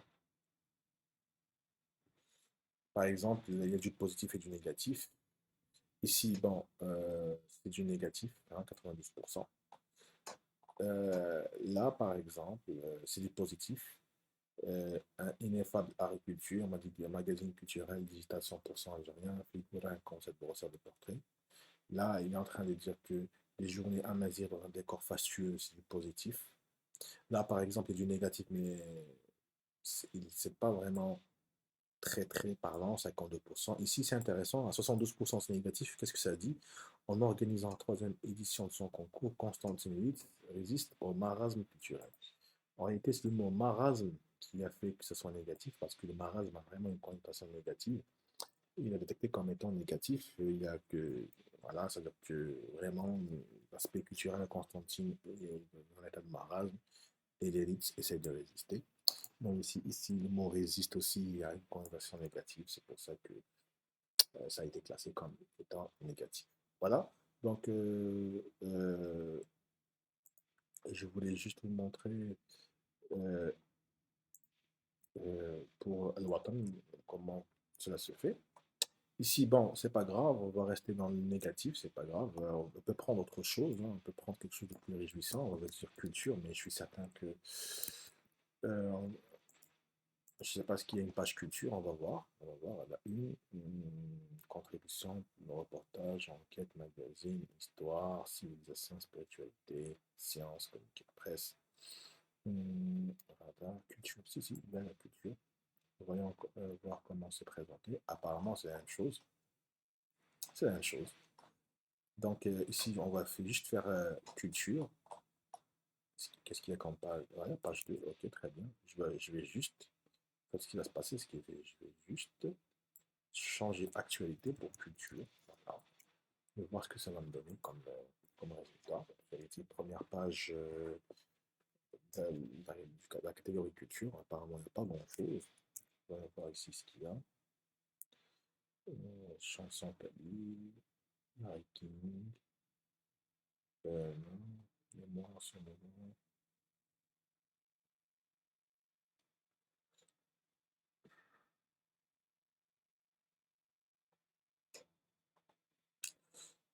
Mhm. Ok,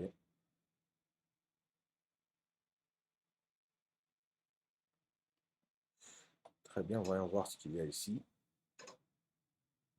Je sais pas pourquoi il prend tout en négatif.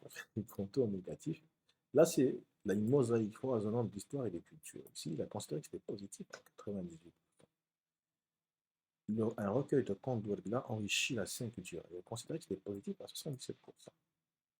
Voilà, ici, un mensonge culturel âgé de 16 ans, 17 ans bientôt. C'est le mot mensonge qui fait que c'est négatif. Et le point d'exclamation aussi. Il dit que c'est négatif à 84% et je crois qu'il a raison. Bon, ici, ça ne dit rien de très intéressant. Ici, le ministre britannique de la Culture réagit. Le fait qu'il est en train de réagir, ça fait que c'est potentiellement négatif à 52%. Pointes, des ponts culturels entre l'Algérie et l'Espagne, considère que c'est positif à 65%. C'est assez intéressant, oui. Moi, je pense que il a eu correct, plus ou moins correct.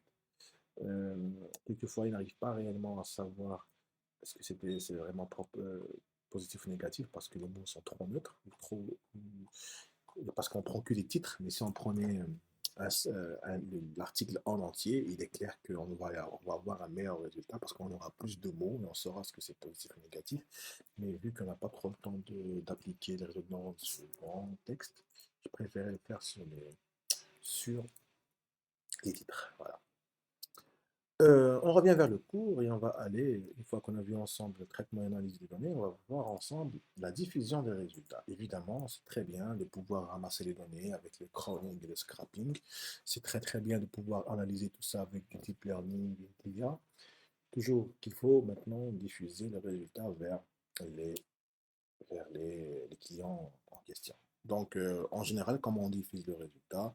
On envoie soit des notifications téléphoniques sous forme d'application, comme une notification Facebook que vous recevez lorsque quelqu'un commente ou aime votre publication. On peut envoyer automatiquement des mails. Et on peut aussi alimenter un tableau de bord du logiciel de veille. D'accord? Donc, il y a différentes manières de le faire. Euh, Moi, je vais revenir vers ce que j'ai fait avec le Wharton, parce que j'ai préparé ça avant. Voilà. Euh, Et je vais vous montrer pour l'exemple, ce que j'ai fait. Ici, qu'est-ce que j'ai fait d'abord? J'ai créé une adresse mail fake. temporaire que je n'utilise pas parce que je ne vais pas m'amuser à envoyer des messages dans ma propre boîte et c'est pour pouvoir vous montrer comment ça fonctionne. Donc, il y a tempmail.ninja, c'est un site très intéressant qui va vous permettre de créer un mail temporaire. Et vous pouvez envoyer des emails vers cette adresse, vous allez avoir le résultat qui va s'afficher ici. Et en général, on utilise ce genre de service juste pour faire du test, pour pouvoir voir est-ce que nos scripts Python envoient correctement les emails vers les clients. Si ça va s'afficher ici, ça veut dire que ça va s'afficher réellement chez le client en espérant que ça ne va pas finir dans les spams. Donc, qu'est-ce que j'ai fait moi d'abord? J'ai utilisé Template Mail pour créer un fake email. Dans un deuxième temps, dans un deuxième temps, j'ai, je me suis inscrit sur, je me suis inscrit sur ce service qui s'appelle SendGrid. Et ce service SendGrid, il sert à quoi? Il sert à pouvoir avoir un SMTP. Ouais, il est en train de me demander m'envoyer un SMS. Dommage, c'est pas grave. C'est pas grave, en réalité, j'en ai pas réellement besoin tout de suite. Euh, mais pour vous dire à quoi sert le SendGrid, en fait, pour vous expliquer, pour pouvoir envoyer un mail depuis votre ordinateur local, depuis Python, il vous faut ce qu'on appelle un serveur SMTP. Et ces serveurs SMTP, bon, ils ne sont pas simples à configurer sur une machine locale. En général, lorsque vous hébergez votre site chez un hébergeur international, il va vous offrir des adresses mail et un SMTP pour pouvoir faire ça plus simplement. Mais dans le cas où vous voulez travailler en local, avant, on pouvait utiliser le SMTP de Gmail, mais depuis, Google a fermé les accès vers son SMTP. C'est devenu beaucoup plus compliqué d'envoyer un email depuis le SMTP de Gmail. Et même lorsque c'est envoyé avec un SMTP, c'est, ça finit toujours dans un spam. Et deuxième manière de le faire, c'est carrément de mettre nos users et mots de passe de Gmail dans le code, mais là, pour d'évidentes raisons de confidentialité, je ne voulais pas le faire. Donc, qu'est-ce que j'ai fait? J'ai utilisé le service SendGrid qui est gratuit pour moins de 100 mails par jour. Qu'est-ce qu'il fait? Il va vous proposer un SMTP, tout simplement. Il va me proposer un SMTP. Cette partie-là, je vais vous laisser deviner comment ça fonctionne. Bon, j'ai un code qui le fait, hein. J'ai le send mail là, où je lui dis tu vas envoyer un mail depuis mon adresse fake vers mon adresse fake. J'ai créé un fichier à part pour la gestion des emails. Je l'ai appelé sendemail.py. J'ai créé cette fonction sendmail. Et à chaque fois que j'envoie un message, il y a un message qui va s'envoyer à travers l'API de SendGrid dont je viens de vous parler. Quand vous créez votre compte dans SendGrid, vous pouvez générer une clé privée à l'intérieur de SendGrid et vous pouvez utiliser pour envoyer des emails vers l'adresse que vous voulez. Donc ici, moi, ce que j'ai fait pour éviter d'utiliser mes propres emails, j'ai créé un fake mail avec un fake SMTP pour pouvoir le faire. Qu'est-ce que j'ai fait dans le scrapping? Tout simplement, qu'est-ce que j'ai dit? J'ai dit, voilà, ici, nous sommes dans les titres, nous sommes en train de faire la prédiction sur les données qu'on reçoit. Et si le titre est assez négatif avec une probabilité supérieure à 75%, qu'est-ce que tu vas faire? Tu vas m'envoyer le mail. Tout simplement, je lui dis, envoie-moi ce mail. J'espère que ça va fonctionner. Bon, même si ça ne fonctionne pas, parce que bon, hier ça a marché, mais je ne sais pas maintenant si ça va fonctionner, mais on va quand même tester. On exécute et on voit est-ce que ça va marcher. Donc j'exécute, l'algorithme est en train de récupérer les titres depuis la rubrique culturelle de Watan. Maintenant on rentre dans la partie analyse des sentiments. Et ici il y a TensorFlow qui prend le pas et il a trouvé un lien qui est négatif à plus de 92%, qui est le décès d'un sociologue. Là, problème, il essaie de se connecter, mais il n'y arrive pas. Il n'y arrive pas. Attendez une seconde, je vais tester, je vais essayer quelque chose. Je vais essayer quelque chose. Euh,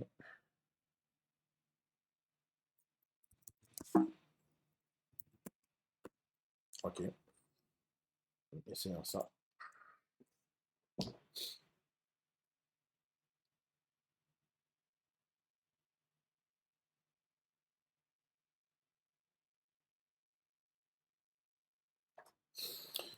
Même chose.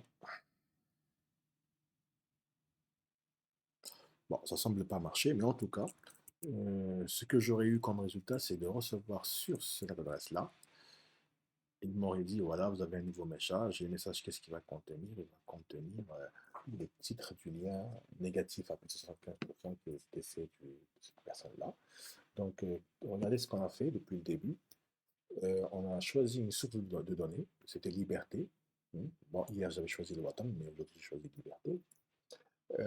À l'intérieur de Liberté, j'ai découvert comment faire un système de crawling pour naviguer à travers les articles. À l'intérieur de chaque page d'article, j'ai fait un process de scrapping qui me permet de récupérer les textes des articles les plus intéressants. Ça, c'est pour l'étape de collecte de données. Dans une deuxième étape, et très facilement, j'ai pu utiliser un algorithme de deep learning pour estimer le sentiment véhiculé par le titre de l'article. Et derrière, j'ai décidé que si le titre était négatif, avec une grande probabilité, j'envoie un mail. Bon, ça fonctionne pas aujourd'hui, je suis désolé. Le SendGrid demande à ce que je m'authentifie avec le téléphone et moi, je n'ai pas envie de le faire. Et toujours est-il que le résultat aurait été un envoi de mail automatique vers le client pour l'informer qu'il y a un article négatif qui est apparu dans la presse au niveau de cette source-là. À quoi va ressembler un système de veille stratégique professionnel? En fait, ce serait un système qui va contenir beaucoup de sources, pas seulement Liberté Watan, il va contenir beaucoup de sources, qu'elles soient en arabe, en français, en tamazight, en anglais, etc. Et pour chaque source, elle aura une technique de scrapping HTML différente, parce que les sites sont tous différents entre eux. Et derrière, il peut faire un scrapping sur beaucoup de mots-clés, pas un seul. Ici, ce que vous avez vu, j'avais juste fait un scrapping sur vaccin et sur culture, mais normalement, on pourrait faire ça sur une liste de mots-clés. Un client pourrait demander à surveiller beaucoup de mots-clés en même temps. Ça, là, je suis en train de parler d'une veille stratégique. Les axes ne sont pas bien précis. Je ne suis pas en train de dire que je suis en train de faire du concurrentiel ou pas que ce soit. Après, ça dépendra des sources qu'on utilise, des mots-clés qu'on utilise pour dire est-ce que c'est concurrentiel, est-ce que c'est juridique, est-ce que c'est sociétal, etc. Ça dépend réellement des sources et des mots-clés qu'on utilise. Mais la technique, c'est toujours la même. Derrière, une fois que dans ce système de veille professionnelle, une fois que vous avez plusieurs clés, mots-clés et plusieurs sources, vous avez aussi plusieurs clients différents qui vous envoyez. Et tout ça se fait de manière journalisée, ça veut dire que votre algorithme s'exécute automatiquement chaque X minutes et ça dépend des sources, hein. Il y a des sources qui ne changent pas beaucoup, comme Alwatan, vous pouvez le faire une fois par jour, parce qu'ils ajoutent, en général, ils ajoutent tous les articles une seule fois par jour, mais vous pouvez faire en sorte que ce soit une fois toutes les 10 minutes sur des sources plus régulières, comme Nahar, Shorour, l'APS, TSA, etc. Je n'ai pas parlé de certaines techniques pour contourner les Cloudflare. Cloudflare, c'est un firewall qui empêche le scrapping automatique. Il existe des librairies dans Python qui permettent de faire ça. Voilà, donc là, je voudrais parler d'un aspect très important, c'est la légalité de faire tout ça. C'est flou, on sait pas toujours légal, c'est pas toujours interdit. On part du principe que puisqu'une information est disponible au public, donc elle doit être et on doit pouvoir la scraper. Le seul souci, c'est que les gens, bon, les propriétaires disent que lorsque vous faites ces requêtes-là, ça fait trop de charges sur votre serveur et que vous êtes en train de prendre la place du 15 ou 20 personnes. Mais puisqu'on le fait une fois par jour, je pense pas que ce soit très, très grave. Et surtout lorsque vous implémentez les mécanismes de fil qui s'arrêtent dès qu'ils retrouvent les derniers articles recherchés précédemment. Ça ne va pas générer une grande charge sur le site. Mais je pense que on rentre ici dans le concept d'étude et d'analyse qui est autorisé par la loi. Et, euh, et je crois pas, tant qu'on n'a pas d'intention malveillante, je crois pas que ce soit illégal. Voilà, donc je vais conclure le cours qui fait déjà 1 heure et demie, c'est beaucoup.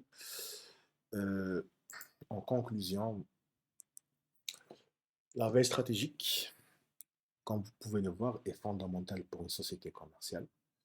Demain, si vous êtes une société qui sur Internet, vous n'avez pas de veille commerciale, votre espérance de vie va être très courte. Elle permet de surveiller la réputation de notre entreprise, la conformité par rapport aux lois du pays dans lequel elle se trouve, les règles, les technologies, etc. Elle permet aussi de surveiller ce que font nos concurrents. En Algérie, la veille technologique est un domaine balbutiant, c'est-à-dire que c'est pas encore dans les mœurs, mais ça va venir avec l'arrivée du Covid et la volonté du gouvernement que tout soit en ligne et numérisé, et surtout le commerce avec la SATIM et le paiement en ligne qui commence à prendre de l'essor. Je pense que le secteur de veille stratégique va devenir primordial, primordial, et celui qui maîtrise la veille stratégique aura un atout sur celui qui ne le maîtrise pas. C'est clair il aura un grand avenir dans notre pays entre 2020 et 2030. En 2030, ça va devenir une seconde nature, quelque chose de tout à fait banal. Voilà, donc j'ai terminé mon cours. Comme promis, je vais essayer dans les prochaines semaines de mettre en ligne le premier cours d'économie numérique, sauf que je vais le faire en plusieurs vidéos parce qu'il traite de plusieurs sujets assez complexes. La signature électronique, la blockchain, les cryptocurrencies, les contrats intelligents. Je pense que je vais faire une vidéo par thème. Comme ça, vous allez avoir le premier cours en entier sur YouTube et vous pourrez réviser derrière. Ok, donc vous savez où me contacter si jamais vous voulez avoir plus d'éclaircissements ou si vous avez des questions. Et sur ce, je vous dis à la prochaine.